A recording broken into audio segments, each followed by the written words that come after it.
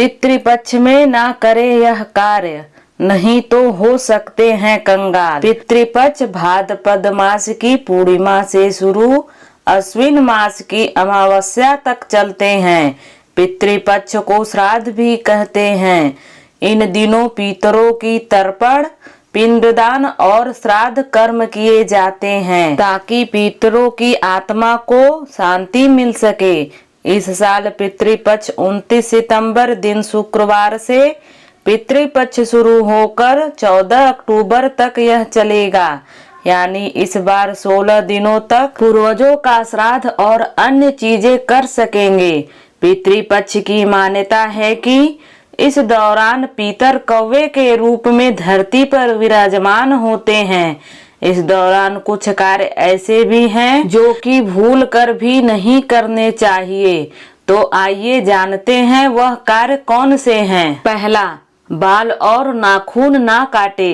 पितृपक्ष में श्राद्ध कर्म करने वाले व्यक्ति को 15 दिन तक बाल और नाखून नहीं काटना चाहिए। साथ ही ब्रह्मचर्य नियम का पालन करना चाहिए। दूसरा, प्याज और लहसुन ना खाएं। पितृपक्ष में श्राद्ध और तर्पण कर्म करते हैं। संभव हो सके तो लहसुन और प्याज का सेवन ना करें।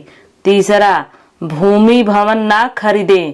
पितृपक्ष में भूमि भवन नहीं खरीदने चाहिए क्योंकि उसमें आत्माओं का वास होता है और उस खरीदे गए भवन में कभी सुख शांति और बरकत नहीं होती है। चौथा, मांस मदिरा का सेवन ना करें।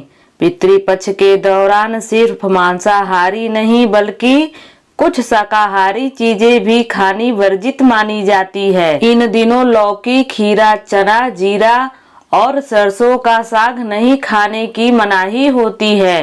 पांचवा, मांगलिक कार्य का आयोजन ना करें।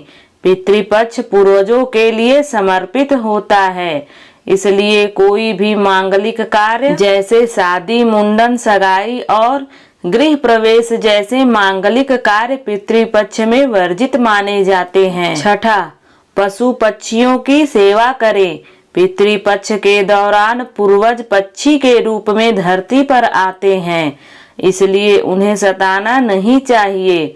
ऐसा करने से पूर्वज नाराज हो जाते हैं, बल्कि पितृपक्ष में पशु पक्षियों की सेवा करनी चाहिए। सातवां, कोई मांगलिक कार्य का आयोजन ना करें।